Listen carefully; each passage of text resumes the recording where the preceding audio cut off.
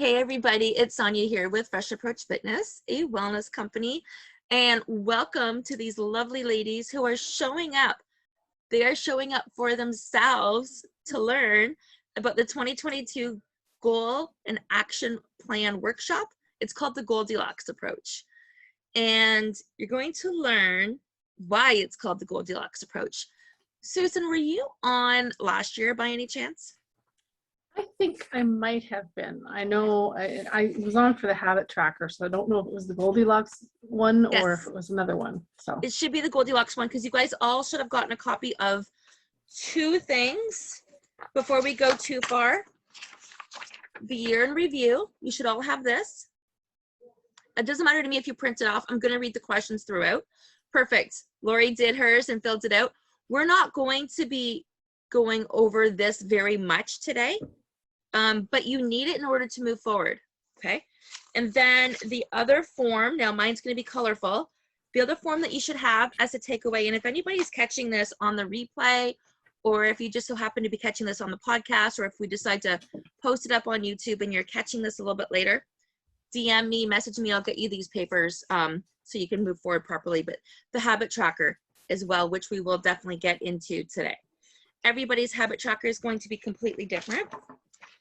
But off camera, before we got started, I want to say Lori had said something to me, and I'm going to put her on the spot, and she doesn't need to answer. That's totally fine.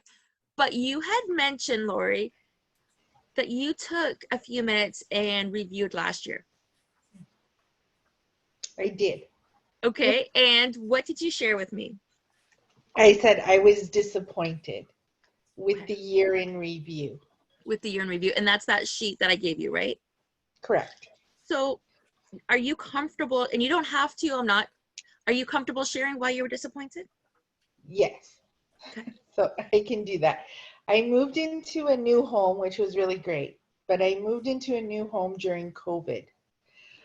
So my work was all remote. I did not have a chance to meet my colleagues. I didn't have any friends in this city. Didn't know many of my neighbors because I moved December 30th. So it's just coming up to a year. That was in December. March, my brand new car that wasn't even 6 months old went in for regular maintenance at the dealership. They picked it up. They were bringing it home for me. They got into an accident with my car. July came around after I got my second vaccine. I ended up with edema. My thyroid levels plummeted and my limbs were swollen. No one had any idea why. And then my dad died August 31st, the day after I started school. wow. And I took on a part-time job, which I love, in April, but I guess everything was just a little bit too much. I was making lots of mistakes, back on track now. Oh, and I probably gained over 50 pounds in a year. Right? Not doing much exercise. So when you look at all of that on one piece of paper that isn't too large, you think, holy shit, what happened? I love the honesty, and I am very sorry for everything that you went through last year.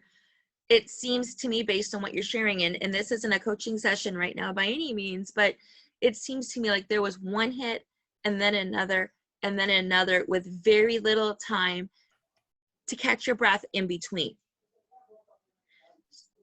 So And I had mild depression diagnosed in September after Dad's death.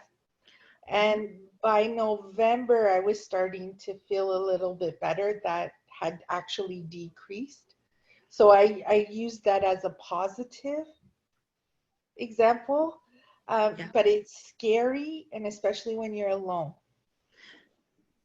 So all of that is so much for you to have gone through. And I know I know we all have different stories that pulled us through. When it comes to making change, when it comes to changing your outlook, it's going to be one small step at a time. And that's how we're going to have success.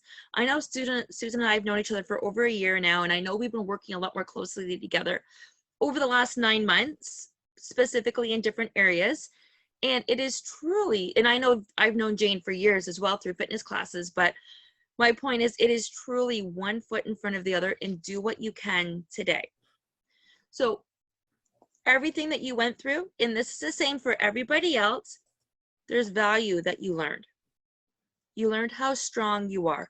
You learned, most importantly, that whatever you were going through was like a temporary dark cloud, and that too shall pass. But we don't see that in the moment. We just beat ourselves up, and that's where the depression cycle kicks in, because we're feeling not enough. We're feeling like we haven't done enough, or that we're not rebounding quick enough, or we just can't find our footing. So keep that in mind as we're progressing with tonight's workshop, because when it comes to goal setting, you've all heard the story of the Goldilocks and the 3 bears, right? Not too hot, not too cold, but just right.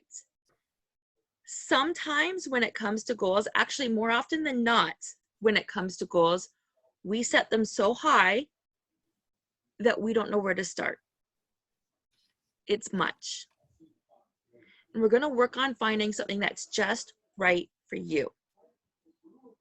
So first thing we're going to chat about, let me flip the screen sharing on. Perfect. Perfect. All right. We did this already.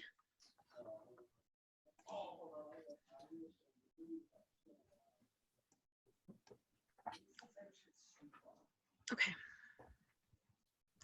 So thank you very much for joining us today. I wanted to say, when it comes to setting goals, new goals require different habits. If you repeat everything you did last year, you are not going to get any different results than what you have right now. Okay. So when it comes to setting new goals, we're going to think differently, and we're going to get inspiration from different places. I say it every year, but it never gets old. We've got to plan, and you have to be consistent if you want to see change. You have to take consistent action. 2020 was no joke. 2021, we just heard from Lori, was no joke. It was no joke for us either. But here's the thing. We all found a way to show up still. We all found a way right now to make this a priority, and that you should definitely give yourself a pat on the back for. It's Monday night, the week of Christmas. If there's anything else we could be doing, but you're showing up to do something different for yourself. And some of that is because of resiliency, and some of that is because you are just ready for that much change. So we're going to get started. Okay. As we're going through today, and you can jot these down, why is it so important that your tomorrow is better than today, yesterday, or last year? And you don't have to answer this now, but again, write it down. There's going to be a lot of things we talk about that look at my spelling here. I'm human. That's okay. It happens. All right. So why is it so important that your tomorrow is better than today, yesterday, or last year? What makes this time different? What is it about this time that is encouraging change? You know, for some people, they want to be off their medicines. For other people, they want to lose those 24 pounds based on that newsletter I sent earlier today. For some people, they just want more money in their bank account. It doesn't matter the reasons. We are going to be touching on those 4 elements in terms of examples. So mindset, meals, movement, and money. We're going to be touching on those because those are great examples that we can all relate to. So what do you expect to learn or to get out of this session? If you have anything there, you can jot it down. How do you plan on applying it? And this is the golden question. How are you going to stay accountable? Because without accountability, we're not necessarily going to get anything done. How many of you have made New Year's resolutions before? Yeah, most of us, right? And have they always come true? No. A little bit, maybe a few, but maybe not all of them, not as much as we would like. Right. And here's why. Typically, this is what happens with your goals. Expectations, embarrassment, fear of failure, fear of success, judgment from others, and fear of the unknown. This right here is why we are afraid to jump in with both feet when it comes to doing something new or completely reaching for those goals with everything. Wayne Gretzky, actually, this is my favorite quote. It has been for years. I'm not even a big hockey fan, but it is so true. You miss 100% of the shots you don't take. Take the shot. You don't know where it's going to get you. Take that trip, join that class, write that book, invest in yourself. You know, this workshop is free, and I do a few free things a year, but you guys, again, are showing up to, you know, you're going to get value out of it. But for the other people that may or may not check the recording or may not do any of the work, but yet filled out the information, they're not investing in themselves. When you invest in yourself, you get that back 10 times, and it implements other areas of your life. So let's take an example of losing weight. Losing weight, you're going to have more energy. You're going to make healthier food choices, and you're going to have a lot more confidence, and you're going to be so much quicker to make decisions because of that increased confidence. Who else do you think is going to be impacted by that? Well, your spouse, your coworkers, your students, if you're a teacher, your peers. It has an impact on everybody when you start taking care of yourself and doing the things that matter to you.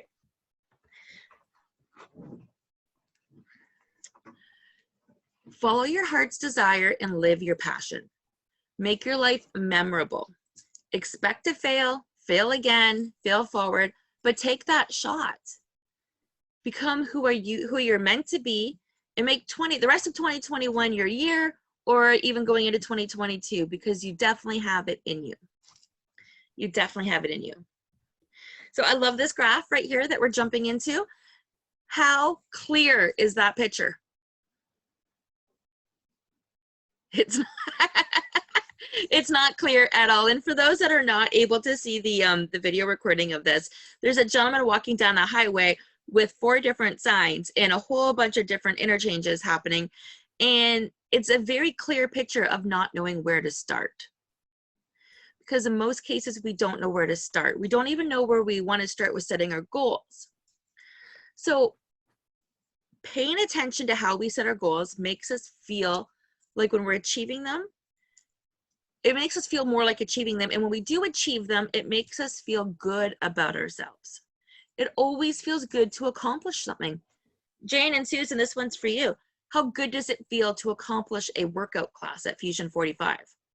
Really good, especially after last week's. And you're walking again, right?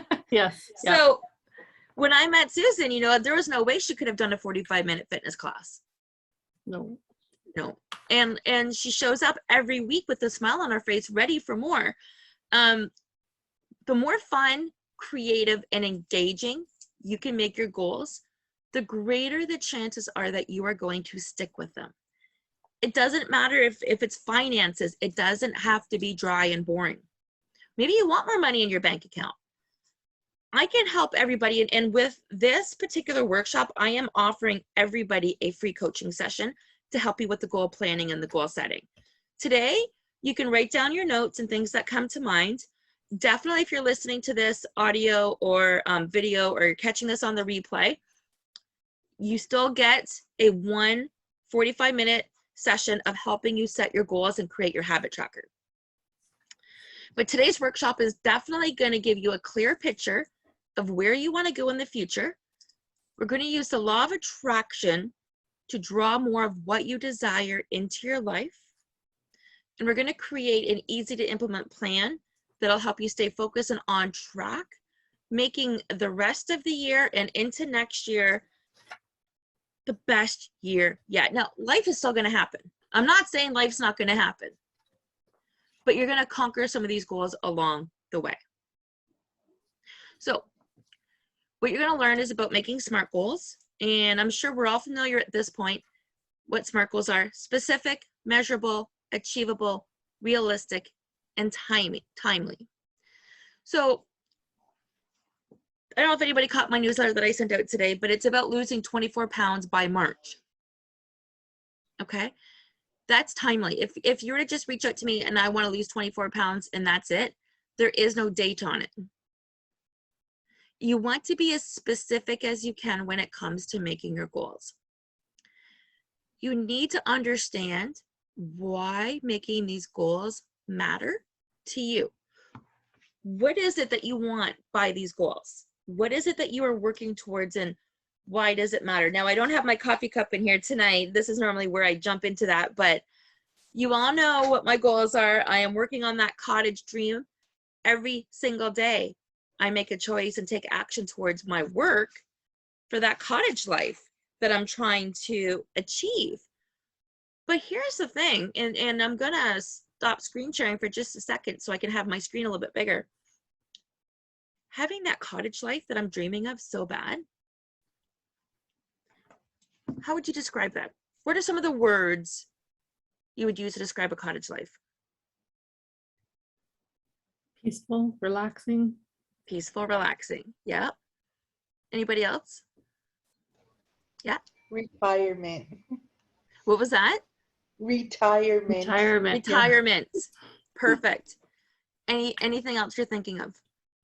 Rejuvenation. Yes. Okay. So you take all of those words, and nowhere in those 4 words that we came up with does it mean hustle and bustle and work 10 hours a day. Where do you think my biggest problem is right now? Hustling and bustling and wanting to work all day, because at 48, this is all I know. But I am able to create my own calendar right now. And by creating my own calendar and setting the expectations for my life, it means there is more of that downtime that I'm not used to. I need to adapt. Yes, I watch my grandson for 2 days a week right now. Yes, it seems like it's a little bit of an early retirement, but who's to say retirement's all that grand anyways? Right? We just stop, and I'm not planning on stopping. For me, it's going to look different, but it's that slowing down piece that I need to work on in order to effectively reach that goal. It makes a big difference. I encourage you, as we go through tonight, you're thinking about the things that you want to accomplish, to actually think differently. And if you're stuck on something, definitely put your hand up, pause, we'll answer them as we go, just to help you get to that next level. Every single time I choose a coffee cup in the morning, I am thinking of that cottage. Every action I do for work, I'm thinking that's going to bring me closer and closer to that cottage that I want, that lifestyle I want. Every time I'm with Hudson, it doesn't matter if it's with Hudson or with a girlfriend, it's the same thing I could be doing at the cottage. Don't worry, I plan on working at the cottage too, workshops, retreats, getaways, but it's more exactly that rejuvenation and that relaxation. It's not the hustle and bustle that we have become so accustomed to. And where does that get us? Tired, exhausted, reaching for the wine or whatever. No pep in your step, no get up and go. And Jane, you knew me before when I was teaching all of those classes. I was worn out. I had even said to Tony before, I was teaching 23 classes, and I said, I don't even remember sleeping. I'd be going to bed, having a bath, or to have a bath after my class, sit on the couch, go to bed, and wake up at to teach again at 6. So resting is so important. So don't undervalue the little steps that it might take to get to that goal. Yes, is hosting free workshops going to help me get to my cottage? You never know. But I am so inclined to share the information because it's going to help you reach your goals. And then you're going to tell your friends, and they're going to come to my workshops, and then I'll be presenting all the time. And then they'll all come to the retreats. You see how this is working? So that's, again, how I want you to think. The universe does not care how we receive anything. It's not up to us to understand the how. But if we don't put our intentions out there, if we're not clear about what we want, we're never going to get it at all. You might have a financial goal to have $10,000 in your bank account. And that's not up to you to figure out how you get that. You might work hard on your side business. You might work hard on your job. You might do 2 jobs. You are working towards that goal, but suddenly something happens and it shows up. That's your hard work paying off in a different way. Whew, we're gonna have to control my passion today and container this, because I'm gonna jump through the screen and give you all hugs, make your goals and dreams come true. Everybody with me so far? Yep, okay. Yep. Awesome. So here's the big difference this time. Now we know why it matters. We're understanding that these are SMART goals. We're never going to change the time of we're never going to change the goal, but we will push out the time. So the timely part is a variant that can move. The Goldilocks approach, we're going to dig into this quite a bit, putting an action into a schedule. So scheduling your action pieces and follow through. It's easy to do things, guys, when nobody is paying attention. Who cares if I didn't get on the exercise bike this morning? Me. I'm the only one that cares. And since Susan didn't call me and check up on me, she doesn't care if I was on the exercise bike this morning. But last week we had a chat and I'm like, oh, I'm debating on getting on the bike. And she's like, yeah, you better get on the bike. And this morning I had that same dialogue in my head, and here's why. Getting on the bike doesn't impact anybody but me. But when I push myself first thing in the morning to do something that I feel I cannot get through in that moment, I can accomplish anything that day. Anything. I can accomplish the downtimes without overeating or thinking that I need to be working. I just made it through a physically hard thing. It sets my day in motion. Again, I'm sharing some of these examples. I'm going to be sharing some from myself, for some from clients, but I wanted to share with you that we're all going through something and we all have something that we want to achieve, or we really wouldn't be here on the call today. So your next goal, this is really in the way. My picture of us is totally in the way. And then otherwise I just have that one little picture and it switches faces each time, but that's okay. So we're going to create a perfect plan for people juggling entrepreneurship, a career, and a life that you love. And I said parents on here, but it doesn't have to be parents by any means. You know, if you're a 40-something-year-old parent or a 50-something-year-old parent and you've got aging parents, or you've got kids, or you're an entrepreneur, or you're building your career, it still doesn't matter. You are wearing so many hats on the daily basis that it is very easy for you not to stop and budget time for yourself. And that's what we're going to do differently. So with today's workshop, these are some of my goals. And this is what having that cottage means to me: achieving time freedom, whether it feels like rejuvenation or retirement. Balanced energy. So for me, balanced energy means that I am in good health.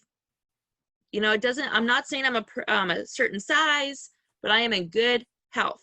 I am happy. I eat well. I can move my body. That's what balanced energy means to me. In elevated finances, well, you know, that $10,000 is sitting there. That's my goal. Whatever your goal is, you know, where you don't have to think twice about things. You can just help and give and serve and purchase. So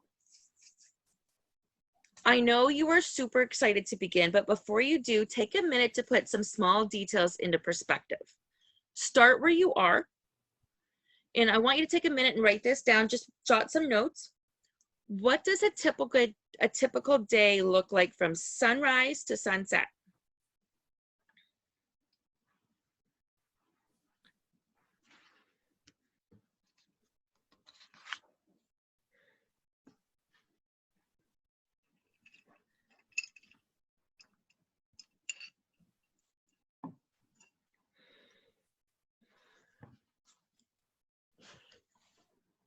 And again, you can just jot some notes here.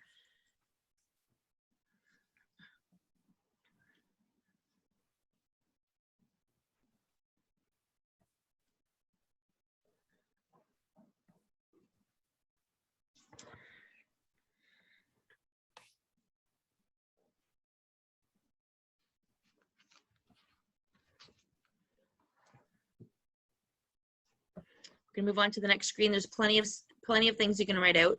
And again, you can write this out and come back to this. We can work on this together. But think about how the following pieces fit into your day. The demands that everybody else has of you. And if you live by yourself, you might not have any demands. That's okay. Maybe you have your own demands. Maybe you have demands of your work that expects you to check messages before you get there. It doesn't matter. It's going to be different for everybody, and these might not apply to all of you. Some might apply to some of you. Is there a morning rush? If so, what does it look like? The morning coffees, what is your energy? How are you fueling your body? That's what I mean by the morning energy or the morning coffee. Is it literally a cup of coffee? Is it a breakfast? Is it a tea? Like, what is your fuel of the moment right there? You notice nowhere in here says anything about working out. We're just getting a highlight. Next, I want you to think about, when do you have an afternoon slump? The stress, eat, crash cycle. If that applies to you, what does it look like? Are you stressed out when you come home from work? Are you stressed out when you get to work? Are you stressed out all day long because you hate work? Whatever it looks like. Dehydration. Dehydration is water, anything non-caffeinated. Well, not anything non-caffeinated. No alcohol. The snack table. So again, if you're at work, is there a snack table? Is there a beverage cart? Not a beverage cart, but I guess like a beverage cart. Is there like a kitchenette or one of those food trucks that come around? Is there a snack time? No, smokers take a break 3 or 4 times a day to take 15 minutes and take a time out of life. Are you doing the same thing but eating? And then what does your nighttime routine look like? Here we're just highlighting what is important, possible triggers. These are possible triggers. So again, this doesn't talk about affirmations or gratitude or journaling. This doesn't talk about any of that. This just talks about this particular section right here. These are your distractions in life. Or they're either going to hinder you or help you. What is your why? Focus on your big why. This is what will motivate you when you don't feel like following through. Why do you do what you do? Is it for your family? Is it for your health? Do you have a big dream? Do you want to travel? Is it financial freedom? Because maybe you're sick of everybody else's story that you are holding on to. Is it your career? Are you one of those people that really want to climb the corporate ladder? Nothing. So, and I should have prefixed this at the very beginning. There's absolutely no judgment with anybody and where your dreams are taking you. If you can dream it, you can accomplish it. You just have to believe in yourself, and we're going to work on those steps to get there. So, does anybody have a big dream they want to share, or a dream here that they want to share?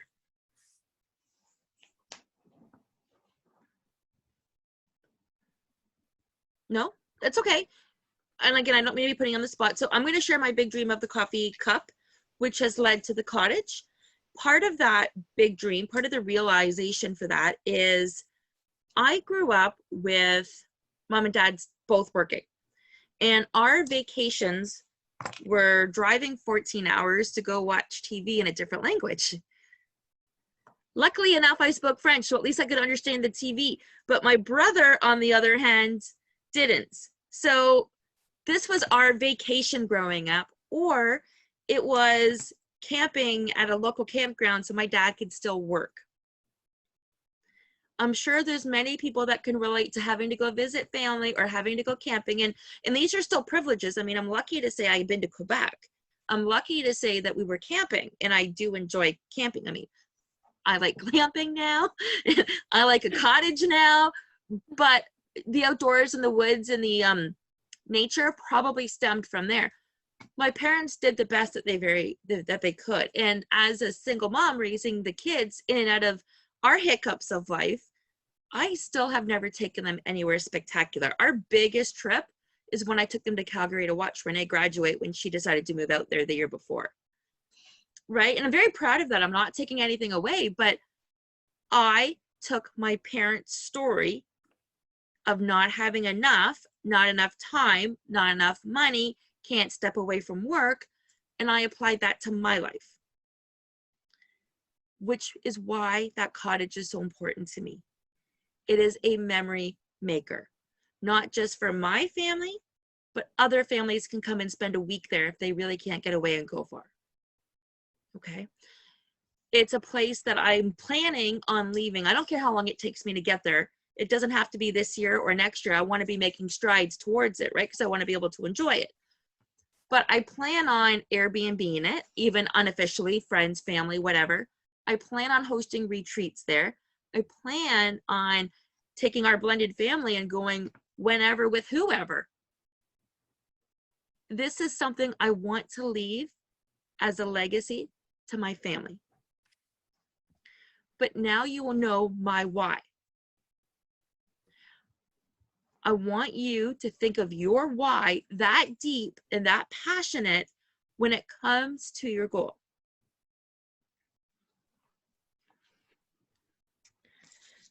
I move the needle daily towards my goal. I have to. I do something daily, and sometimes it doesn't seem like I'm getting anywhere, but I definitely move the needle daily towards my goal. Allow your why to motivate you to do the work, to up-level your behaviors and your mindset so they are congruent with your goals.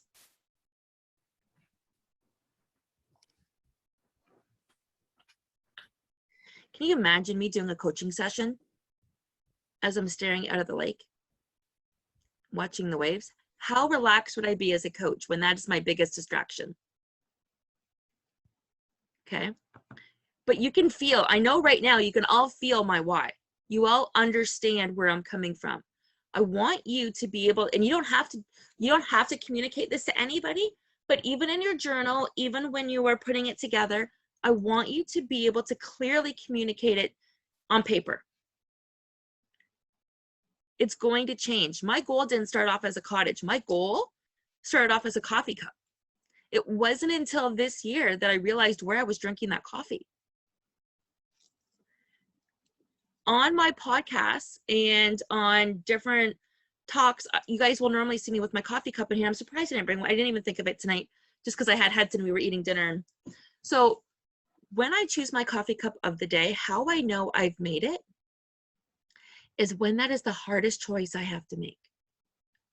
For me, when choosing my coffee cup of the day is the hardest choice, it means I have reached elevated finances. My bills are paid. I'm not worried about money.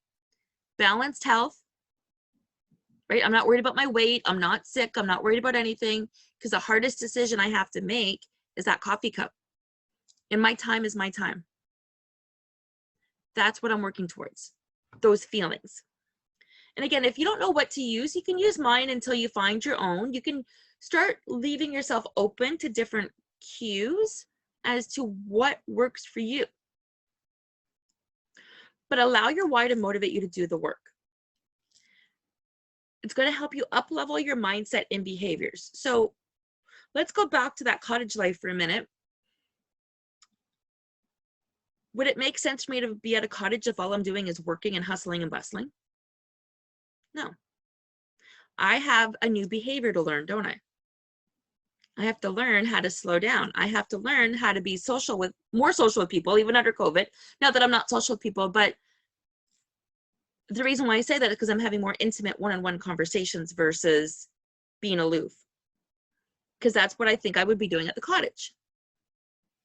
So what will it take for you to get into action? So question yourself right now, is what you've been doing working? Okay. How long do you want to live in your current state? If you continue to do nothing differently, what's going to happen? Probably things are going to get worse. Because if you're not moving now, for instance, if you're not doing any movement now, it's going to be harder and harder for you to do movement if you continue to gain weight. And then your health problems are going to come into effect. So if you don't do anything differently, what's going to happen in your particular case and scenario? And this one's big. Picture what it will feel like once you have followed through. No matter what it is, we can all picture what it feels like for us to be at that cottage. We're not there yet, but what if the next time we do a workshop together in a year, this workshop, we're at the cottage? Or I am streaming from the cottage and you can see the lake in the back, right? But even right now, we can all feel what that would look like once I follow through on my goals. And there's so many different steps we can take to get there. Habit tracker, mindset, and a reward system. So I just explained my why. I'm not going to go ahead and re-explain that here. You will be getting a copy of this presentation afterwards, so you can reread and catch everything afterwards if you want to. But as I said, I actually have two goals. Last year I was working full-time, and that's one of my shifts that happened this year. But last year was the first time I ever had time off around the holidays, and I wanted to go back and capture that feeling. So I wrote it down and I inserted it in here. But thanks to my healthy habits that I was tracking, I was able to relax. I was ready. I was able to unwind, and I was able to be prepared for the holidays. The conversations and the simple pleasures without feeling rushed. That there was so much I had to do and get accomplished. Okay, we're going to pop right into the action steps. Before we go too far, are there any questions so far? They're all still with me. Woohoo! Nobody's asleep. We're all still paying attention. First one, calm the chaos. Start by clearing the clutter. The clutter anywhere and everywhere. Car, office, bedroom, drawers, clutter within your credit card bills. So remember how I said that I was going to talk about meals, mindset, movement, and money? Money is a stickler for a lot of things. Limiting beliefs are a stickler for a lot of things. And it could be as simple as taking a look at your credit cards and seeing what's on there that doesn't need to be on there anymore. What are you paying for that you're not using? Or what are you paying for that you meant to use once that is turned into a monthly bill? Or could you take that monthly bill of something that you're using and pay annually and save money? The car, the office, it doesn't matter. It can be a drawer. It can be your closet. Start decluttering. When you declutter, you're removing what no longer serves you and you are creating space for what's to come. Don't be afraid through this growth process if you have to declutter your friendships. We are the sum of the 5 people we hang out with. This is critical. So if you are saying or talking to the same people every day, and it doesn't matter how, work, social media, friends, if there's 5 people in your life that you connect with the most on a regular basis, you are the sum of those 5 people. Do those 5 people have what you want? Do they have the lifestyle that you are trying to work towards? Do they have the financial stability or the physique that you're looking at? Do they have the personality or attitude that you want?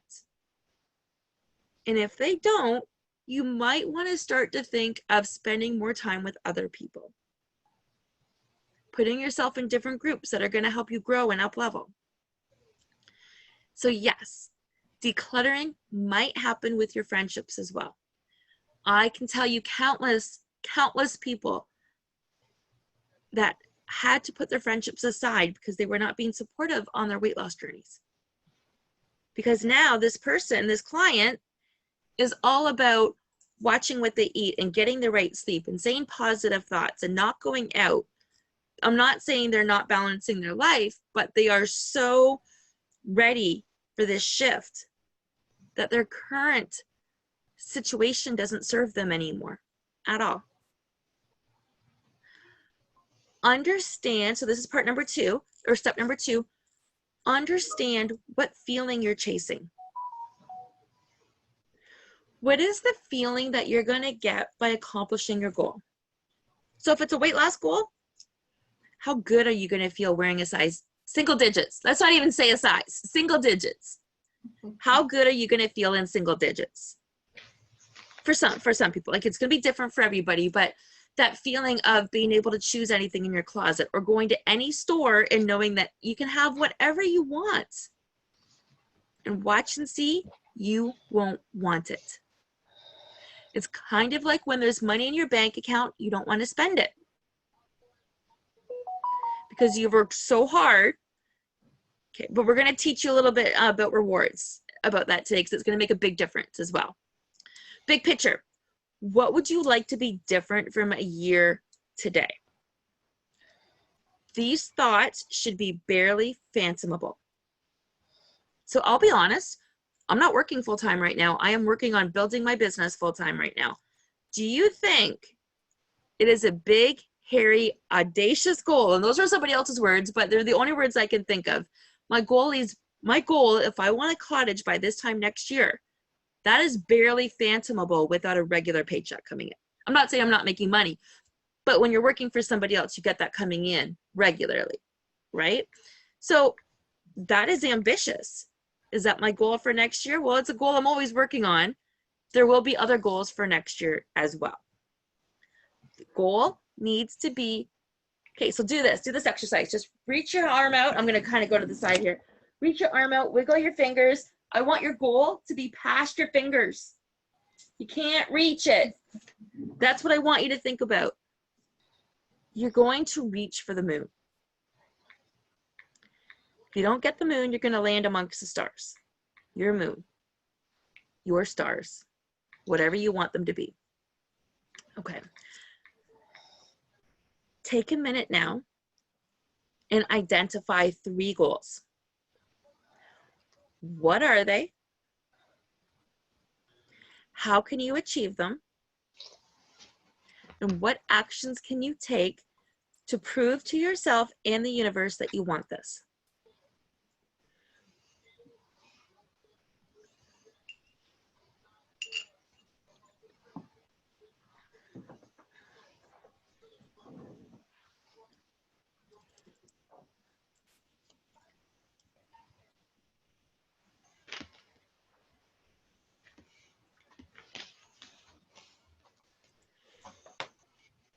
Okay. Again, you can circle back and come back to this later, but just to give you an idea, because most of you won't be working on your habit tracker tonight anyways, unless you're writing down some loose ideas. Create a bird's eye view to break your goals down into quarters. So there are 4 quarters within the year, and we hear this more in the business worlds, but Q1, Q2, Q3, and Q4. You can do one of 2 things. You can break it down evenly per quarter, or you can have some sort of ramp up. Here's the key though. Plan out what is reasonable to accomplish each quarter. I said each month on here, but it's each month or each quarter based on other commitments. So work, family, partner, social commitments, financial commitments, personal commitments? Do you have any credentials you need to get? And that's going to take time. Or is it a season? So December, for instance, isn't normally the best season for a lot of sales unless you're in retail. Right? Retail's huge, Amazon's huge. It might not be the best time of year for other sales for some people. It's definitely not the best time of year for the fitness industry, but January is. Used to be. It's not so much now because of COVID and life, but it definitely used to be, because the number one resolution has to do with weight loss. Okay. I'm going to repeat these as you're making notes here, but what is it that you have in your life that might impede you reaching those goals if you just divided those goals up evenly? So work, family, your partner, social, financial, personal, and credentials and season. So maybe you go away for the summer. If you go away for the summer, do you think it's going to be harder to reach those goals? Probably. You might need to make those goals look different for the summer. You might need to make those actions look different. If you want to stay consistent of your goal of working out all summer, but you're going to be away in a different province maybe, how is that going to look differently for you? I'm not saying you can't do it. I'm saying, how can you be open for it to look differently? Credentials. I know I have to do a lot of CECs, continuing education credits, both for the personal training and nutrition and life coaching side of my business, and as well when I complete my financial side as a licensed life insurance agent. That's my other goal that I'm working on right now, is so I can help people in the 4 areas: meals, money, movement, and mindset, right? So I know I have credentials. Well, if I'm working on credentials that I need to keep up with every single year, I need to look at my goals differently when this is a necessity. Take time to understand what might get in the way. It's like when I'm working with somebody, working with one of my clients when it comes to nutrition coaching, and we're looking ahead at what's coming up the following week or the following 2 weeks. Where do we need to prepare? How do we need to readjust our sales? What is the best that we can expect throughout that period? Is the best that we can expect to maintain? Great.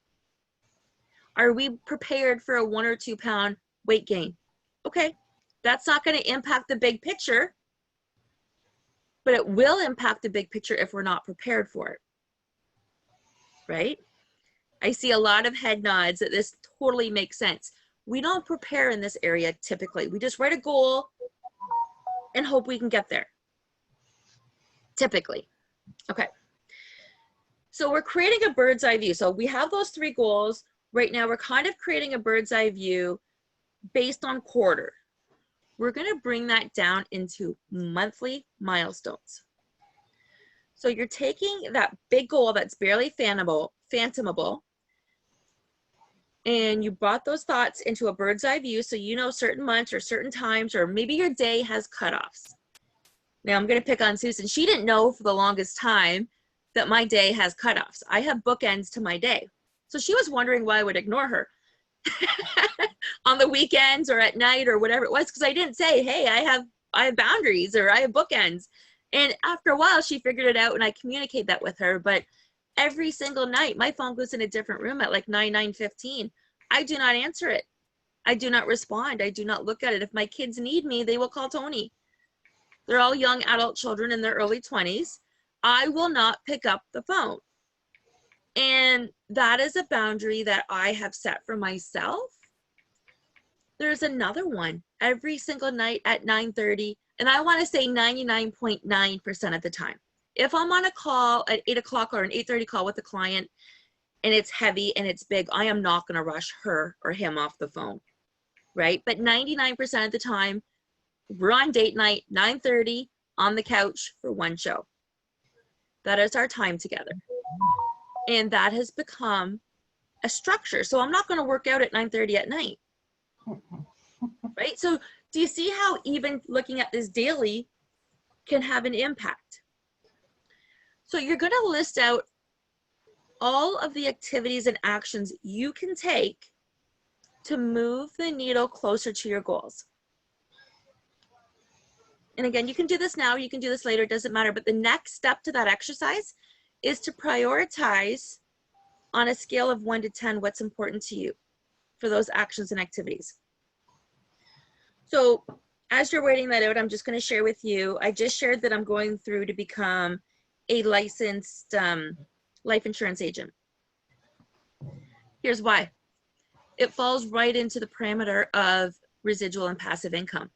Well, residual and passive income will help me at the cottage, right? I'm not exchanging time for money anymore. I'm no longer an active income. Writing books will put me in residual and active income, okay? Taking more time to do the things that are in that category versus completely being an active income where I was with work is a different story. But in order to get my life insurance license, I have to write 4 certifications and pass with 60% each of them, and then I have to write with provincials. I got 1 done so far. 1. My goal originally was to do all 4 by the end of the year. That's not going to happen. Not now. I was going to write another one this morning. I was going to go do a mock exam and then possibly do another one because I didn't actually have Hudson all day. His other grandma had him. But why rush it? I got a lot of other things accomplished today. I actually submitted another chapter to a book that I said yes to that was also due by the end of this year that I just agreed to last week. So sometimes other things are going to come up. It doesn't change the goal. It might change the timeline. And I'm going to pose this question, and if somebody could answer that would be great, but how much more relaxed am I going to feel if I give myself a deadline of the end of January now? I could probably still get 1 more of those certs done by the end of the year, and then give myself 2 weeks to write each of the other certs. Does that seem a little bit more reasonable?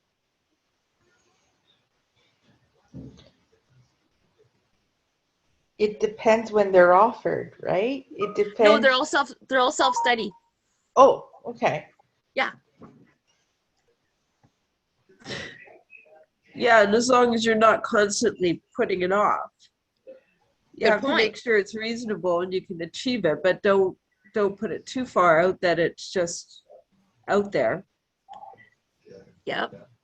So 2 good points. You need to make sure that this, and just because I said this one's online, it doesn't mean other ones aren't online, Lori, right? So, Right. and you wouldn't have known that until I told you, but I am learning brand new topics. I need to get 75% on my mock exam before I can even try to write my certification.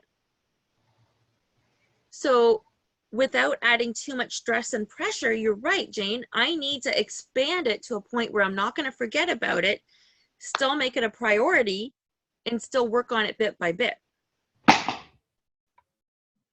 Or I can rush and get it all done and maybe scrape by. But how's that going to make me feel? So these are the things I want you to think about. Here's the thing, and a lot of people don't realize this, you are your calendar. If there is something in your calendar that doesn't serve you, if there is something in your calendar that is taking your time, or if you've ever caught yourself saying, I don't have time for that, but you really want to do it, reevaluate your calendar. Because whatever is in your calendar, you have committed to. If it's not one of your goals and you absolutely don't love it, it should not be in your calendar. Like, and I'm not saying everything in your calendar has to be in your goals. Your friends, your date night, your life should still be in there, right? And if you're working full time, 40 hours a week for somebody else's dream, fine. But that, you know now that you might only have 5 or 10 hours a week, whatever your life looks like, to accomplish your goals. And you need to look at it that way.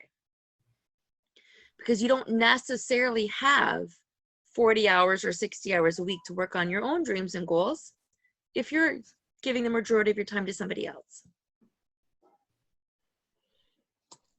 Okay, so you have, in theory, listed some activities or actions you can take to move the needle closer. So now we know with my life insurance exam, I need to do a mock exam first. So I need to learn the information, do a mock exam, write my cert. Pass the mock at 75, so I might have to write a couple of them. Then go for my cert, and I need to do that 3 more times. So taking the big picture, breaking it down, and then seeing what activities I need to do and what actions I need to do to put myself in the right frame of mind to do that should all be accounted for when it comes to your goals. When it comes to your monthly milestones, everything should be considered. Because if I'm having a bad day, how do you think I'm going to do on that mock exam? I'm either not going to do it, or I'm not going to do well, and then I'm going to mentally beat myself up for it. Okay. So here is where you've got your habit tracker. Now I'm going to pull up mine. I have a couple here. I'm just going to unscreen share this for a second so I can see the bigger screen. Okay. Habit tracker. It's a mess. It doesn't matter. Nobody needs to be able to read it but me, but you can see where I took consistent action, where I took action, and where I kind of gapped, where I need attention. Okay. This one I obviously stopped halfway through the month, but that's okay. That's perfectly okay. This is going to happen. Though I'll be honest, we attract what we track. It makes a big difference when you work on a habit tracker. And this is part of this book I'm putting together, which is another goal of mine. It's like a day timer, planner, schedule, bullet journal, all in one. It has these in them. But here are some of the things I have on mine. Now, I had to redo this one because I had realized on my habit tracker that I was using for the longest time, it was all professional. I'm not just a professional person, I'm a human. And the old part of me was all about work. That's the scarcity mindset. That's the hustle and bustle mindset. Those are things that are no longer in my vocabulary. Scarcity and hustle are no longer in my world because they don't fit with that cottage life at all. So why do I want them in my world? My world has changed because I'm acting as if I already have that. So I'm going to put my glasses on, try to read this upside down and backwards. Okay. So what I did with this one, I actually did, see this word book? I use book as my in-between because writing a book was both personal and professional. And I think you all know this, but I'm not sure. I did write a book this year. Your Story Matters. It became an international bestseller on Amazon. And I did 3 chapter books plus this book, and now I just submitted that 4th chapter book. All this year while working full time. This is what happens when you work on your goals. Okay, so that's on my habit tracker a year ago. This one says August 2020 that I used for an example. It had the word book on there. Do you really think I would have thought, honestly, that I would have had a book done and completed by a year later? A whole book, let alone an international bestseller. No, Susan, I'm seeing you shake your head. No, I would not have thought that. It was a goal. I didn't put a date to this goal. And how much activity did I put on this goal? Not much. What you track, you attract. I looked at the book every day and still took no action. How different would it have been if I wrote a chapter a day, 15 minutes a day, right? So some of the things I put on my habit tracker, and if you want to, you can take a picture of this. It doesn't matter, but I can always go over this with you. For every professional one I did a personal goal.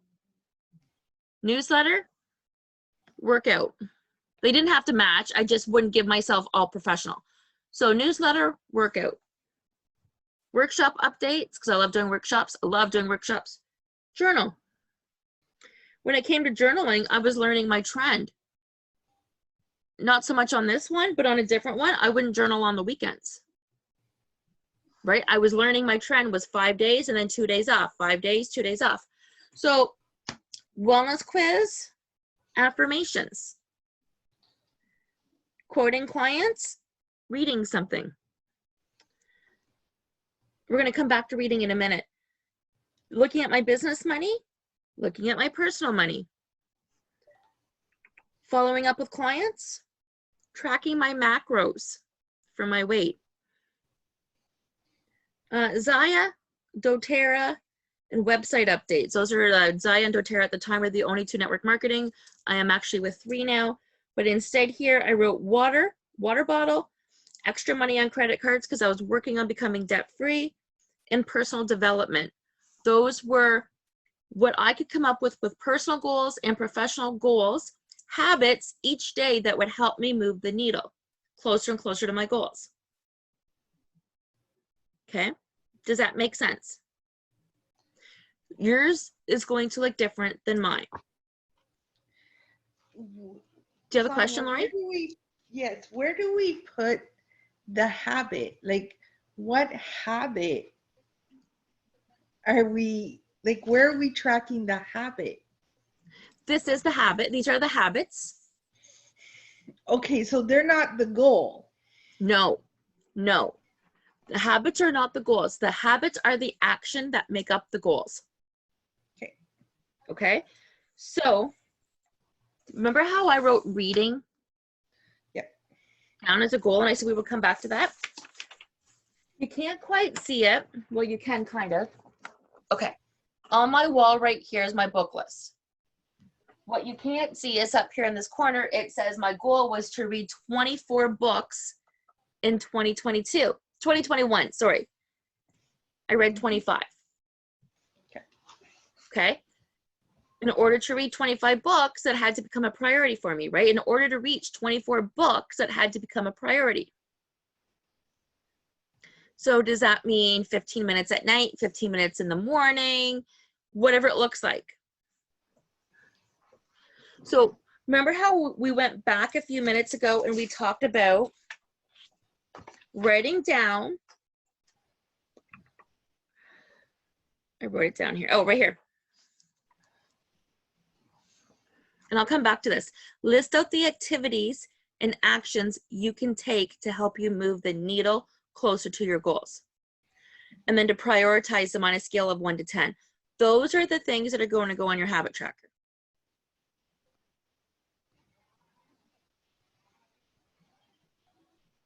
Everybody with me so far? Lori? Mm-hmm. Okay, perfect. I didn't see you nod. I just wanted to make sure. I do have a book list for everybody. If you want a copy of it, just let me know. It is a handy way of writing down whatever books get recommended to you. If you like to read, if you can make it a movie list, if you want to watch movies, whatever your goal is, and then color them in once you accomplish them. Okay. It's fun because when you're coloring, you're bringing in that creativity piece. There is something else. Oh, I know where it is, that I wanted to show you about goal setting. And this is another sheet that is really cool. And you can do this. Can you see this clearly? Mm-hmm. Okay. So on the goal setting sheet, this one is challenging you to do different things. Become, create, pursue, finish, learn, read, attend. I can also provide these sheets and I can put them in as a download that you can get. And I recommend that you do this monthly to help you get towards your goals. But you're thinking differently. Maybe you need to attend a meetup or a new virtual group in order to connect with the person that you need to bring you to the next level of your goal. Okay.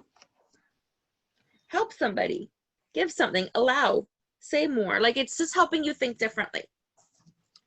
We're going to go back to the screen share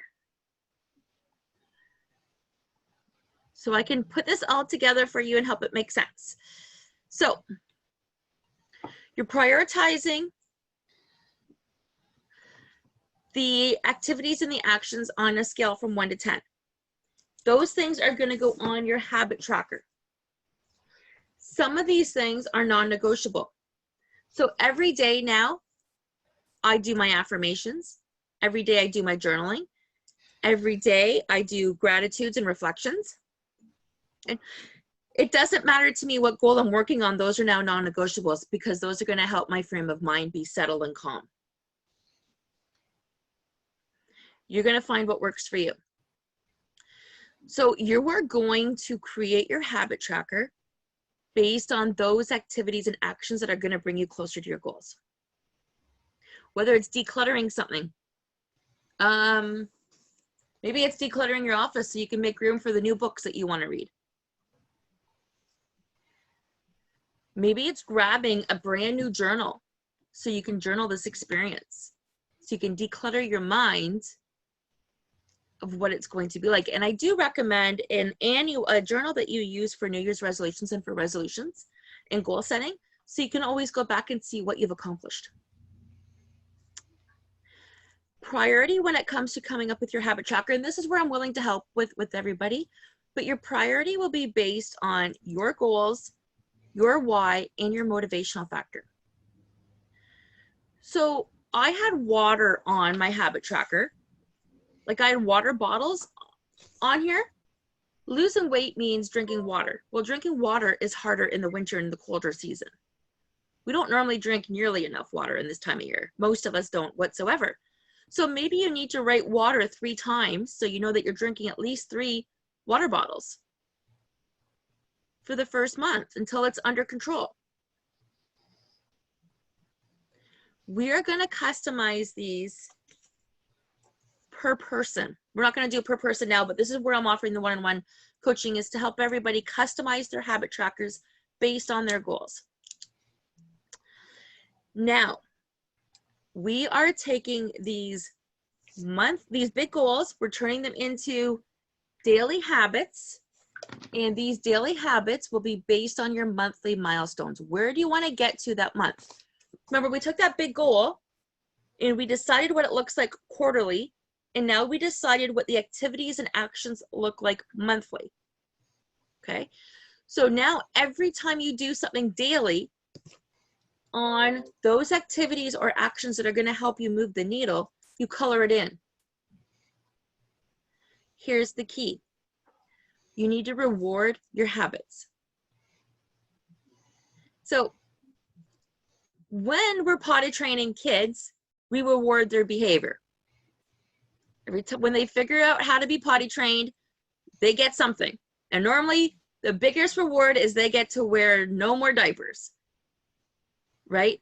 But we don't reward ourselves as adults. Now, Weight Watchers does, for sure. They're the only company I know of that would actually give full-grown adult stickers for reaching a goal or for accomplishing a weight loss. What are you going to give yourself for a goal for reaching certain landmarks? And the first landmark I want you to think about is 7 days. So what's your 7-day reward? And you don't need to tell me, just write down some ideas. I'm going to share some ideas with you. What is your reward for 14 days? What is your reward for 21 days, 28 days, whichever, 60 days, and then 90 days? These rewards are going to help you push through on the hard days. You need to make yourself a promise as well. You cannot quit on a hard day. You cannot quit on your goals on a hard day. It's easy to quit on a hard day. You have quit on a hard day before, and that's why you're here today. Or you've got new goals, whichever. Or you're just ready now, whichever. So there are different rewards. You could maybe make your very first reward for showing up, for doing the homework, and for booking a call with me, the next call. Maybe your very first reward will be a new journal. So you can track everything that we talked about today. You can track everything that's going on in 2022, and maybe you fold this up, put it in half, and put it in your dollar store. Has great journals, guys, I'm just saying. But you can fold this page up in one of these dollar stores and you're looking at it every day. Every day when you're journaling, you're looking at your habit tracker. Okay. That might be your first goal. It might cost you, well, this one was $3.50. So it might cost you less than $4 for your very first goal. That's an idea. Okay. Maybe I know what one of my rewards is. It's a coffee cup. I had a coffee cup sitting on my desk for 3 weeks when last June. 3 weeks in a box that I had bought because I hadn't earned it yet. I had a goal to get so many people to fill out my wellness quiz, and I worked on it and worked on it and worked on it until I got 500 people. That's when I was able to open up the coffee cup. Thank you, thank you. But you know how much the coffee cups mean to me. So that's an easy, now it can vary. It can vary. I've spent $30 on a coffee cup, if you can believe it. But I've also spent $3 on a coffee cup. So you can make this budget whatever you want, but go back to the analogy of a toddler learning how to potty train. If you're not rewarding your accomplishments, who is? Honestly, you owe it to yourself to be proud of what you're doing. I don't care if there's small efforts. You owe it to yourself. Because the smaller the effort that you take, the more you're going to get in that right direction. There's another thing I like you to encourage. I like to encourage you to do. And I'm going to say it now in case it doesn't come up. Remember how I said in the past that there was a trend with my journaling? Actually, it's not really on that one, but I wouldn't journal on the Monday to Friday, but I wouldn't journal on the weekends. Okay? If you're noticing a pattern, but you feel good when you do the activity, but for some reason you're just not doing the work, switch it up. So here's what I've done. My journal now, which is why I don't have it here, is actually where I sit in the living room. Remember how I said date nights at 9:30? Well, it takes me 5 to 10 minutes to write in my journal before we start Netflix. If Tony's steeping his tea, if he's getting changed for the couch, I will sit there and journal 5 or 10 minutes about my day. Wouldn't that be a great time to update your habit tracker at the same time? Now I am going at a date night with nothing on my mind but gratitude. I am getting a good, peaceful night's sleep, and I'm being more consistent because I'm being proactive. So I'm going to encourage you when we're working on this, whatever goes on your habit tracker stays on for at least 3 months. Okay? It's important enough to go on there. We don't take it off. We just see what's working without judgment. Because these matter to you. And maybe you'll learn that this is an ambitious goal or it needs to be broken down. I was speaking with a client today, and she actually said to me, there's things she wants to do, and I asked how I can help keep her accountable. And she's like, just send me a message and remind me to show you what I've done, because her list was huge. And she's not expecting to do it all by any means, but she wants to see what she can do on the day she assigned to do that list. She wants to see how it's going to work for her. So she's planning on doing her finances on Friday, just to give you a little bit more depth. And on her list, there's like 6 different things she wants to target on her financial day that she's looking at her budget and her that she's dedicated for her finances and to work on these items that have to do with money. Nobody else can do this but her. Nobody else can look at her bank account but her, can look at the credit cards but her, but she wants to see what actions she can take. So she's not taking that off her habit tracker, but we're switching it up and having it look different. She won't get everything done, but maybe she'll work on the right things that'll move the needle. My favorite quote that I came up with, a CEO knows where her money goes, and we are the CEO of our lives. We are. And, you know, many times, for those that don't know, I was actually working for a hearing aid company when I was working full time. So I got to see firsthand what it's like as we age. And when we lose our spouses and we can't hear, and the ailments that come up and the financial roadblocks that happen with our, and that have a big impact on our mental health. So many people don't know where their money goes or what they can and can't afford. They just have no clue. They let their partner take care of it, or they keep their head in the sand, or we don't know. They just don't have a clue. And there might come a time one day where you need to be in charge of your money and you don't know where to start. Or maybe you're not liking the way it looks in your life right now. Maybe you want to be able to spend what you want whenever you want, as long as you're making the money and you're paying your bills. Everybody's going to be different. But the biggest thing is you're going to learn to reward your habits. Some of my favorite rewards, a candle. So I've actually learned that I like clear candles in the office while I'm working. Doesn't matter what smell, but I like them to be clear because I like to watch the flame. Ha, cottage. Ha, I wonder why. But I can't focus if I don't have a flame on for some reason. Essential oils. When I'm doing my gratitudes and my reflections in the morning, I'm always putting an essential oil on. So yes, essential oils to help me get through my day would be a reward for me.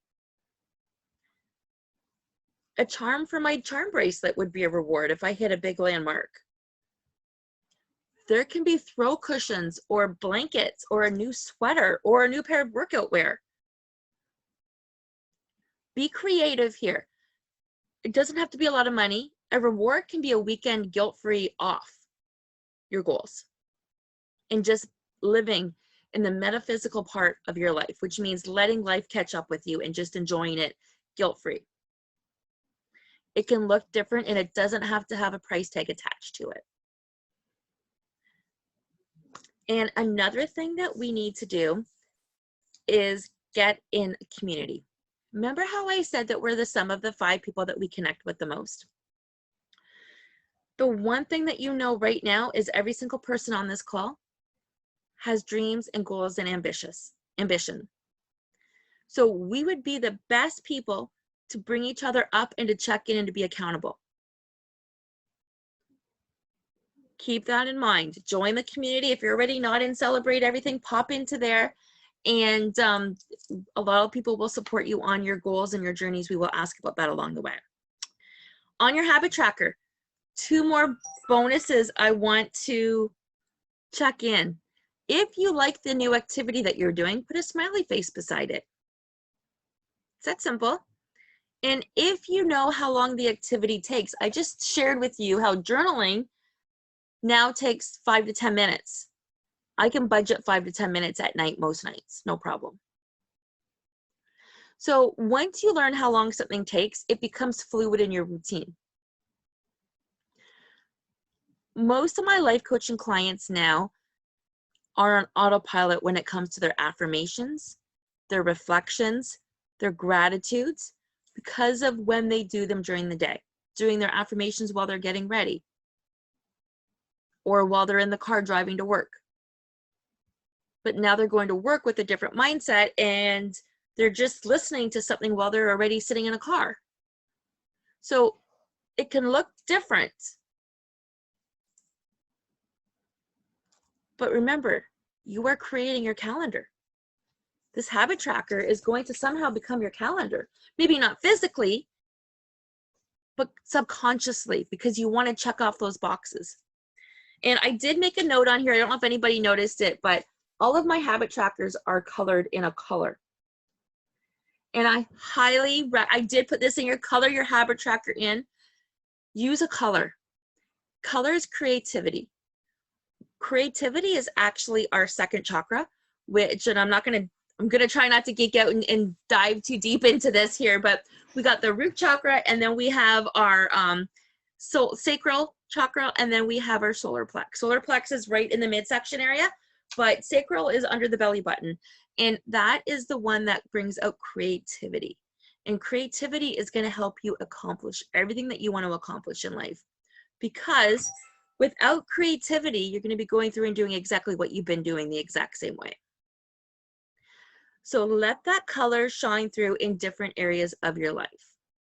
The clothes that you wear, the way you do your makeup, the way you do your hair, when you're listening to different music or you're suddenly feeling the urge to dance, or it can be as simple as using color on your habit tracker. I've had some clients before that would just check mark or use a pen or pencil, and I actually recommended try color. See what it does. Especially as women. Now, we don't have any men on the show tonight, or on the workshop tonight, but woo, on the show. But men would benefit from coloring as well. But as little girls, we colored a little bit more than little boys did. Right? We did. Now I say that, and Hudson can spend all day sitting there coloring all day long. So men and boys do color. They're just not encouraged as much as we are to do that. But color brings so much to your life. And it's interesting and impressive how it changes other areas of your life. All right, we're heading into the final section here. 5 steps, well, not 10, 5 steps to build healthier habits. So in order to build new habits, you're going to have to create new habits. So in order to reach your goals, you're going to have to create new habits. And if it was as easily said as done, you'd already be where you are right now. It's not that easy. So it's always easy to stick to a new routine for a day or two, but lasting results need to become a part of your life. So here are 5 ways to make sure that you can stick this out in the long term. Understand your current goals. Are you even aware of what you're doing, why you're doing things, how you're accomplishing what you're accomplishing every day in your life right now? So, for instance, and I put eating down here, but beginning to see the patterns around your eating is absolutely critical before you can change them, right? And eating is one, but the same thing you could use for spending. Learning your habits around spending is critical so you can make those changes. Start small. Here's where I want you guys to focus. Take an honest look at your lifestyle and identify one small, meaningful area of change. This isn't a race. You don't need to get everything done all at once, because then you're going to be struggling for new goals. Because what's next, right? And there is so much. This is a great big world to explore. And whether we are cooped up at home or not, this is still a great big huge world to explore. And things can look different. Start small so you don't get discouraged. Yeah, Lori, go ahead. Yeah, sorry, Sonia, for interrupting. We can start small, and I like the idea of starting small. But okay, for example, we think a strike is going to happen where I work. Okay. So that kind of puts a road bump into the financial goals. Mm-hmm. Now, is it because this could actually happen? Is it better to start big so there's a bit of a nest egg and then slow down? Or do you start small and hope you get to that nest egg? No, and that's, that would be a great conversation to have. So there's 2 ways to think of this. If you are financially stable enough to build that nest egg, build that nest egg. But for somebody that may or may not be in that same story, right, they actually might have to get another job. Okay.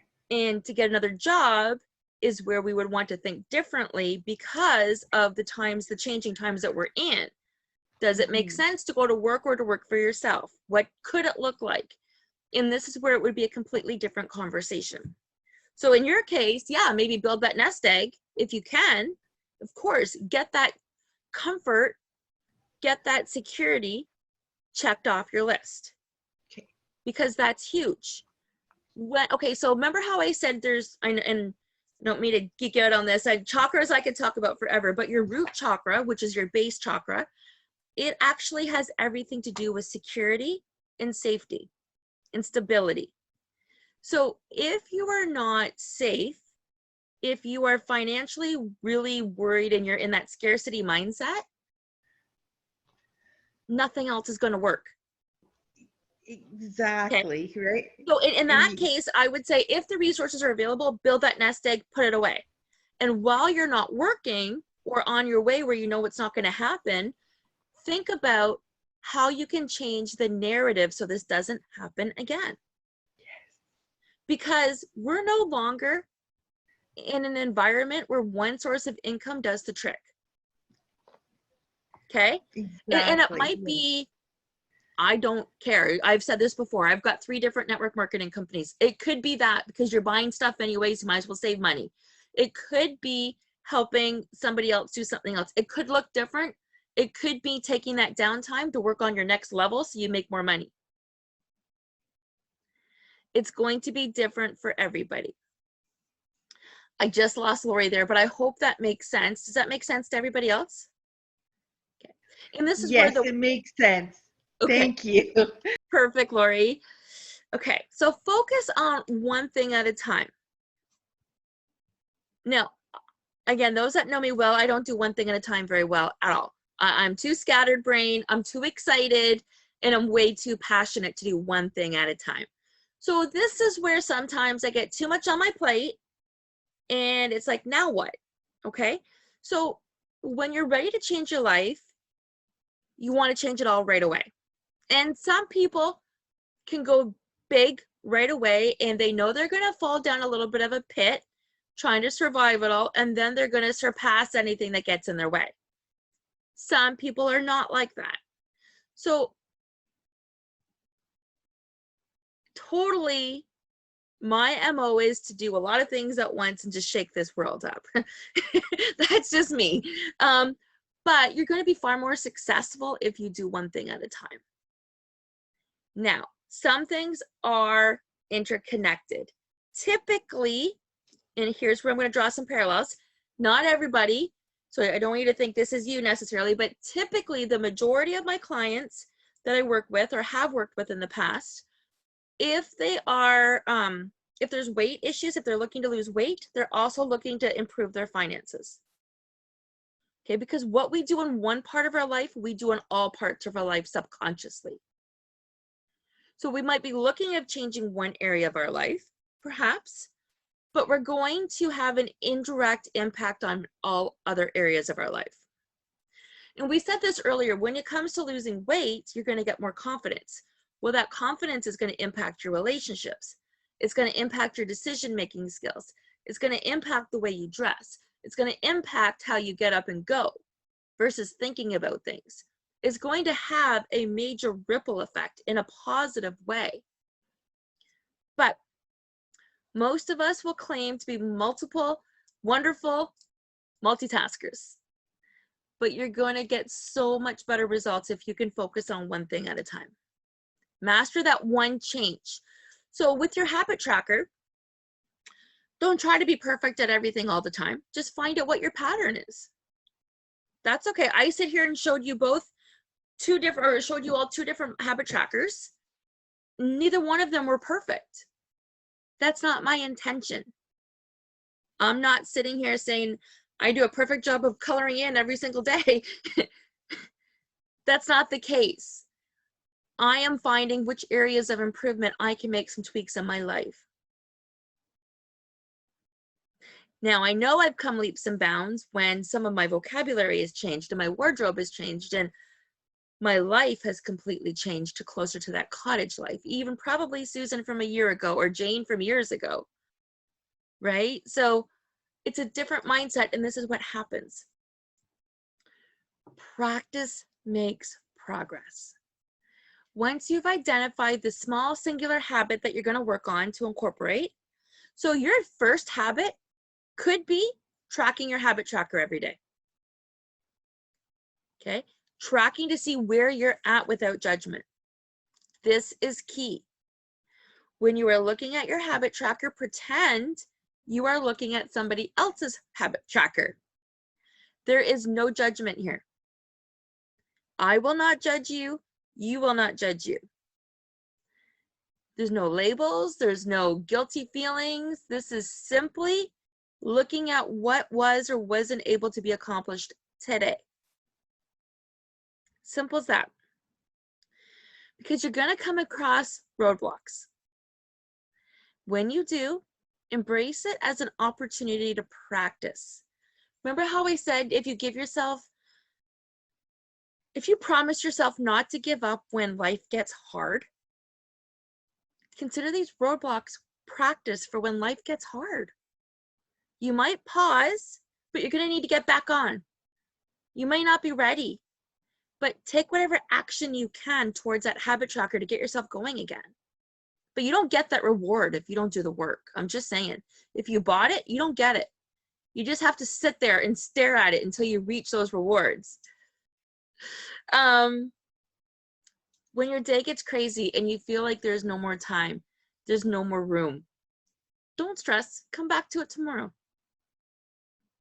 You can always respond with excitement because your life is giving you an opportunity to demonstrate that when you're willing to put in the work, you're going to find a way to reach your goals.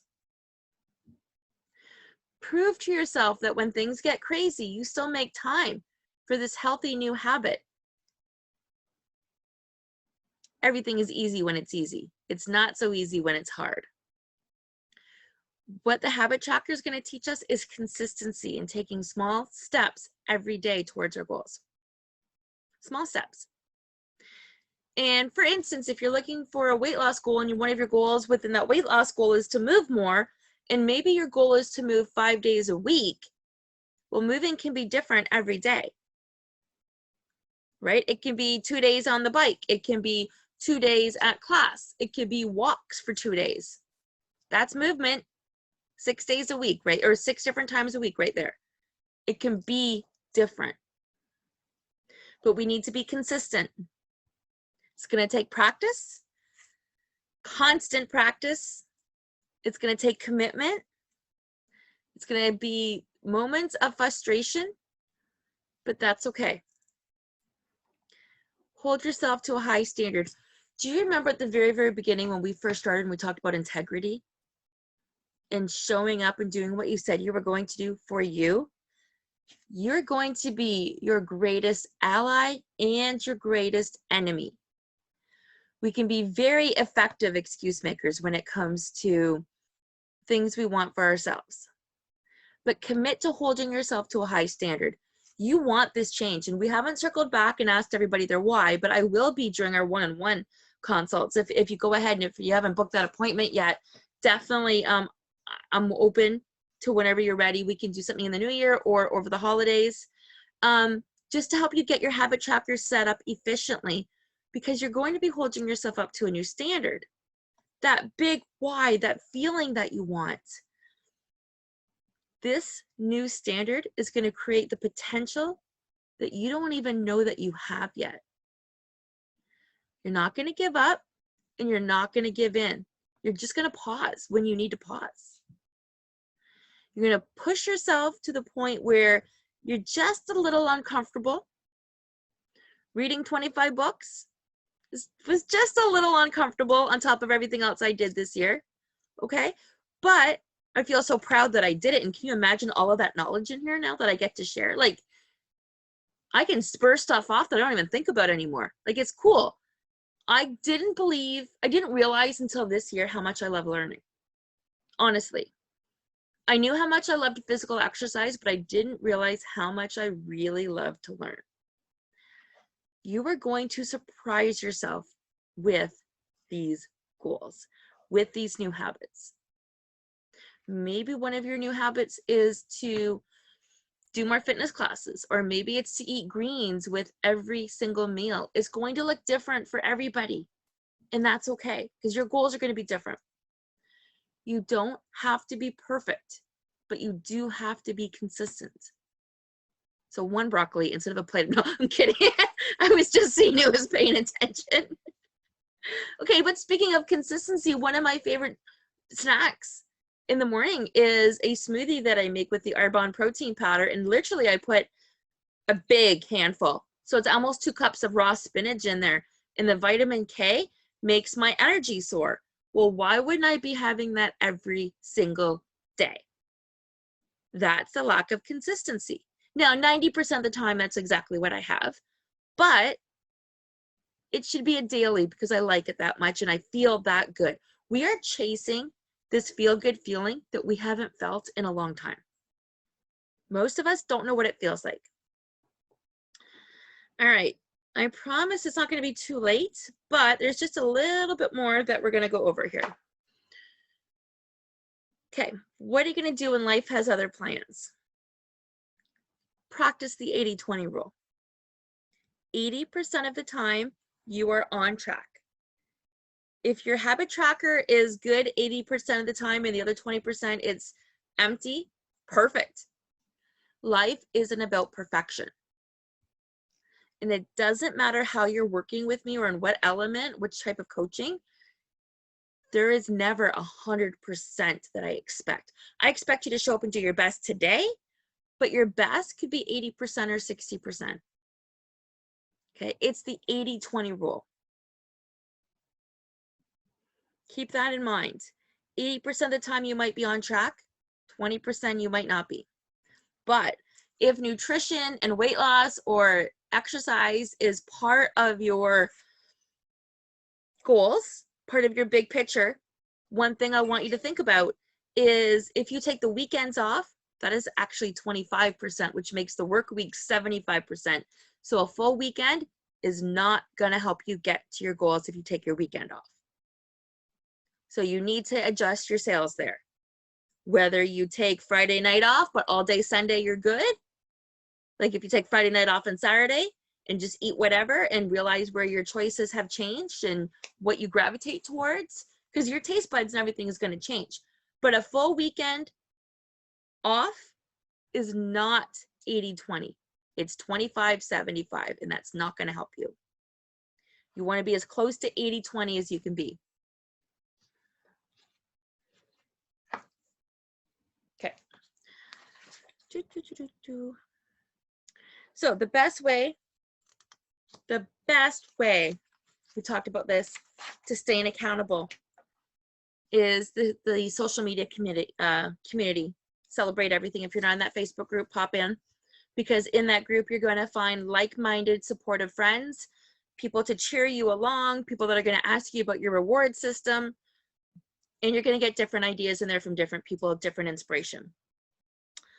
Another key is an accountability partner, adding like a coach to your tracking system.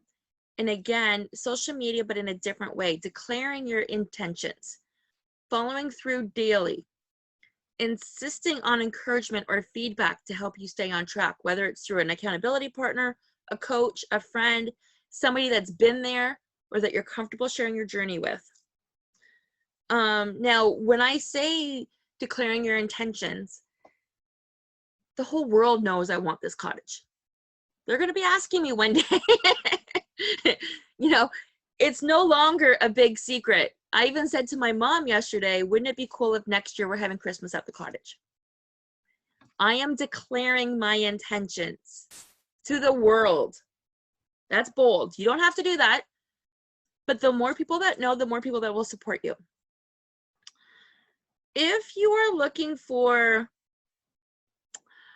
any kind of nutrition support, I have the Kickstart macro plan, which is fantastic. And I did talk about this. I did send an email out today that talks about a really, it is the Kickstart macro plan. And there are a couple of other plans that you could do to get a head start for 2022 goals if weight loss is one of them. It's 24 pounds is the expected goal weight loss by the end of March. So it's definitely a really good plan. There's two different options. There's a mastermind group, or you can do it completely DIY. But I've heard something about this. And this is my favorite, one of my favorite quotes. And I heard this from a friend of mine. Never DIY your greatest investment. We don't DIY our taxes, do we? We don't normally DIY getting our eyes fixed or getting a massage. We don't do those things ourselves. We go to the expert. Why would you DIY your own weight loss journey or your own goal setting when this is your life that you are in charge of? And then I do offer a bunch of challenges. I know why. This is my old workshop that I'm looking at. Anyways, that's why everything's changed. Okay, because I had changed this. So I do have 30 days to healthy eating, 12 challenges offered. I have a 6-week weight loss challenge. 4 will be offered throughout the year, and accountability to keep you going on track. So when you're ready to make a commitment, know that you've got 2 choices. You can stick to your current mindset, implement everything that you've learned today, do what you've been doing, and see what happens. You may or may not have the same struggles and outcomes from a year ago. You may have something different. You may have learned enough today to be able to apply everything yourself. But when the time comes, that's when you're going to want to look into option B, invest in yourself and make the changes congruent with your healthy goals so you can live a healthy lifestyle, whatever that looks like to you. Whether it's one-on-one sessions, whether it's group sessions, whatever it looks like, I am here to support you on your journey. Now, somehow tonight I talked a little bit longer than the other night, but I think it was more interactive. What questions does anybody have for me before we end the night?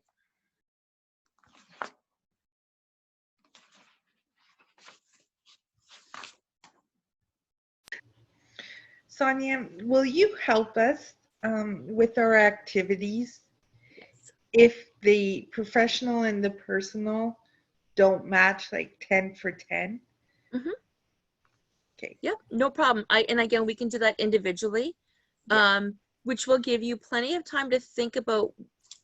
I do, and just on that note, Lori, I'm glad that you brought that up because our life isn't one or the other. We have a professional life so we can have a personal life. Mm-hmm. I would really like there to see a blend of both, or just like I would like to see a blend of both on there somehow. Yeah. And what if we're addicted to work, but our personal activities are a lot larger than our professional? So if they're large, break them down. Okay, I'm not asking the question properly. I'm sorry. No. And let me try this again. If you're a workaholic, right? Mm-hmm. Addicted to work, Yep. and your activities for your professional growth or development aren't many because you're always doing that work. Right. But your list of personal activities is very long. Mm-hmm. Because you're trying to build more time for that. Yeah. How do you balance them? So we could, in your case, we could leave work alone and just work on the personal side and see what can be done. Because remember, the first 3 months, we're just going to see what's reasonable in your life. But remember that 40 hours or 80 hours, whatever, because you're going, if you're as a workaholic, you are working somewhere between 45 and 65 upwards hours a week. You just don't shut off. I've been there. I get it. I can speak to that, no problem. But what you're trying to do is you're trying to find that balance. So eventually this is going to come down so this can come up. She doesn't like the cat. I was going to say, even the dog agrees, right? Yeah. So it's a great idea. But right now, and we don't, here's the thing. We don't know how it's going to happen. We have no idea what's going to change the course of those directions. I didn't expect, and I don't mind sharing this, I didn't expect. So for those that didn't know, in October, my mom and my oldest daughter were in 2 separate car accidents on the exact same day, an hour apart. And the police officer was the same attendee at both. And this was, right, like all of these coincidences. But this was after a very hard week to begin with. I ended up going on stress leave from work. I was supposed to go back maybe 3 weeks ago. They made me redundant.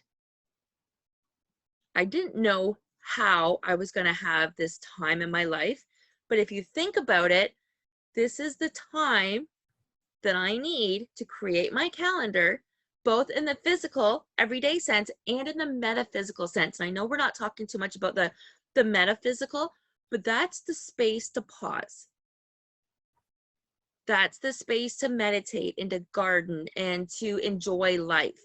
It's not just doing all the work. It's enjoying the fruits of your labor.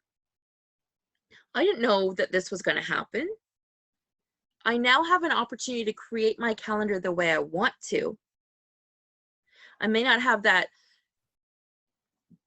day-to-day set exactly the way it was. And yes, we can sit here and have a conversation, well, they probably shouldn't have done this and they shouldn't have done that, but it doesn't matter. It wasn't necessarily work that did it. It was, I am given an answer to a problem I had about working too much. I was working 40 hours a week. I was doing coaching calls before, sometimes during my lunch, and then after work. This was a solution to a problem I didn't know I had. Susan's nodding her head because she's witnessed my journey this year quite a bit. We don't know how, but when we want something bad enough, it is going to show up. So we don't know the impacts yet of you changing the balance of your life, Lori, but we know that something is going to change when we start taking action in this area.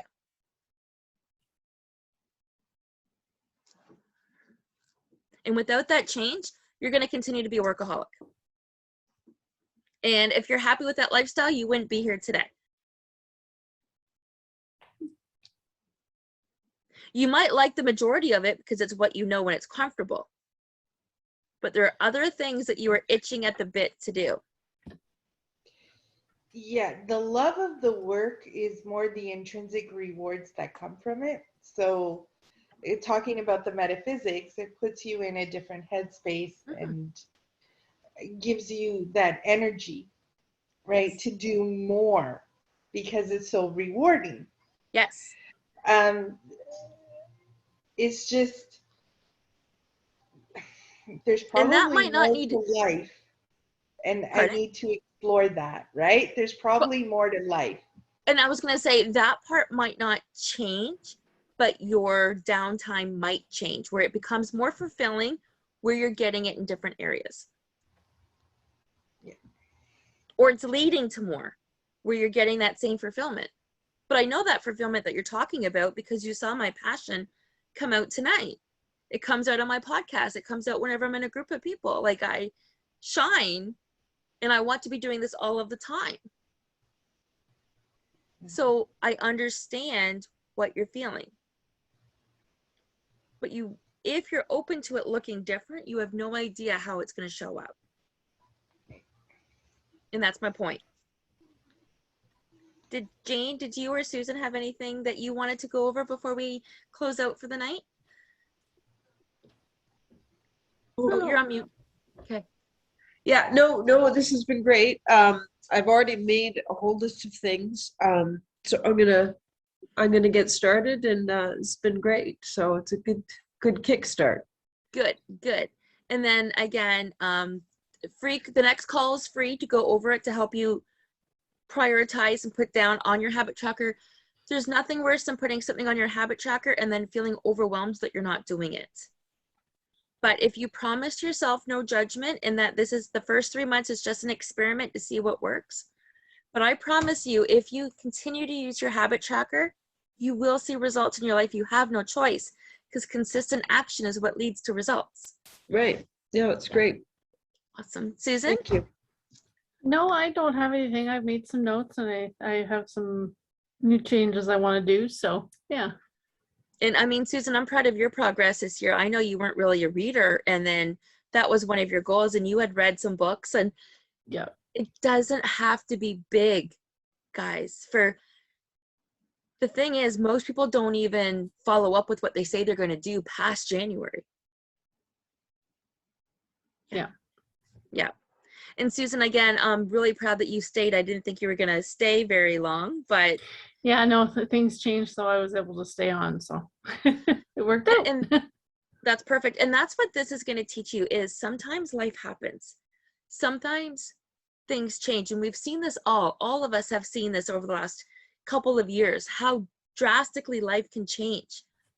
But you're going to learn to handle those changes completely differently because you're going to see it as happening for you. Yeah, am I upset that I'm no longer working? No. Was I? Maybe for a day because I was shocked because I wasn't ready to go back anyways. And I had said that to my doctor, but he was on the same wavelength and so I faced it, tried to go back, and I was one of 5 people that were made redundant. So we're still going to have those low moments, but we're going to bounce back up so much more quickly because we're going to realize that we've manifested this. We have asked for this. It's just showing up in an unexpected form. Ladies, thank you. I am going to use this as my podcast, so no one's going to really know who you are except for your Susan and Lori. They're not going to see your faces on the podcast, but you'll be able to catch it again, and probably tomorrow, worst case scenario, Wednesday, I'll be sending out the recording. I do have my little guy tomorrow, so I block out most things on Tuesdays. But if you have any questions, and don't forget to book your call. You all know how to reach me. We can just set something up in the calendar and help you get this all set up so you're starting your year off with panache. Yeah? Good? Yes. Awesome. Thank Lori, you, I love Sonia. you. Thank you, Sonia. You've been beaming all night. night. All of you have been. Thank Okay. you. And Yes. Merry Christmas. Merry Yes, Christmas, holidays. everyone. Yes. Thank you. Thank Have a you. good night. Bye. Thank you. Good night. Bye.